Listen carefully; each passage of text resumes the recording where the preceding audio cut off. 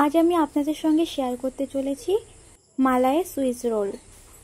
তো এটি বানানোর জন্য প্রথমে কড়াইতে 1 কাপ মতো সুজি নিয়ে নিতে হবে এবং সুজিটা ভালোভাবে নাড়তে থাকতে হবে যতক্ষণ না এটা একটু ব্রাউনি মতো শেডে না চলে আসে।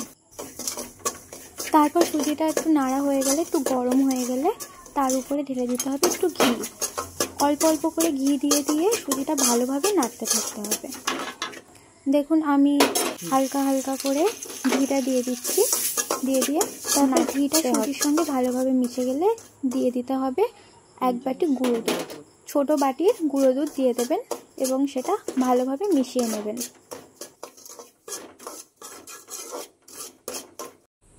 গুঁড়ো দুধটা মেশানোর পর একটু জল দিয়ে দেবেন, না হলে সুজিটা পুড়ে যাবে, সেই জন্য জল দিয়ে নাড়তে থাকবেন।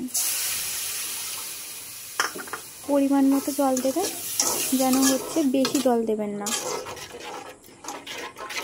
অল্প সামান্য জল দেওয়ার পরে একটু নেড়ে তাতে ছানাগুলো দিয়ে দেবেন।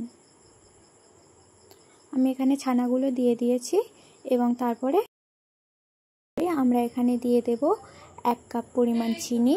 আপনি আপনার স্বাদ মতো চিনি দেবেন এবং ততক্ষণ পর্যন্ত নাড়তে থাকবেন যতক্ষণ না এটা মাখো মাখো হয়ে যায়। দেখবেন যখন কড়াইয়ের নিচে থেকে এটা উঠে আসবে তখন ভাববেন এটা শেষ। তারপর একটা প্লেটে নিয়ে নিলাম একটু ঘি এবং চারিদিকে ছড়িয়ে দিলাম এবং সুজির ওই পুরটা রেখে দিলাম ওখানে, তাহলে প্লেটে আর চিপকাবে না।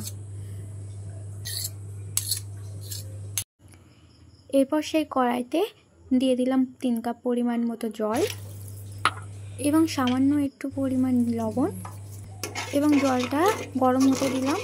যখন জলটা ফুটে উঠবে তখন দিয়ে দিতে হবে বাটিতে রাখা চালের গুঁড়ো।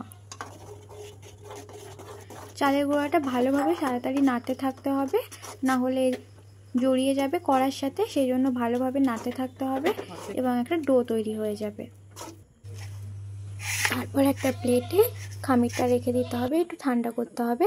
তারপর সেটা দিয়ে একটা রুটি বানাতে হবে। মাঝারি সাইজে বা বড় সাইজে যে কোনোভাবে আপনি রুটি বানাতে পারেন। দেখুন আমার রুটি বানানো শেষ। তারপর সহজ উপায়ে রুটিটা সেঁকে নিলাম। তারপর রুটিটা সেঁকে নেওয়ার পরে ঠিক এইভাবে রুটিটার উপরে সুজির পুরটা এইভাবে লাগিয়ে দেবেন।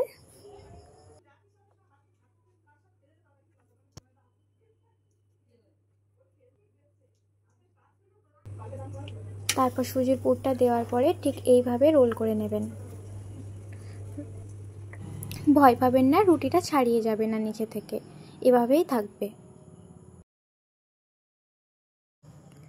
আমি বাকি রোলগুলোও বানিয়ে নিলাম।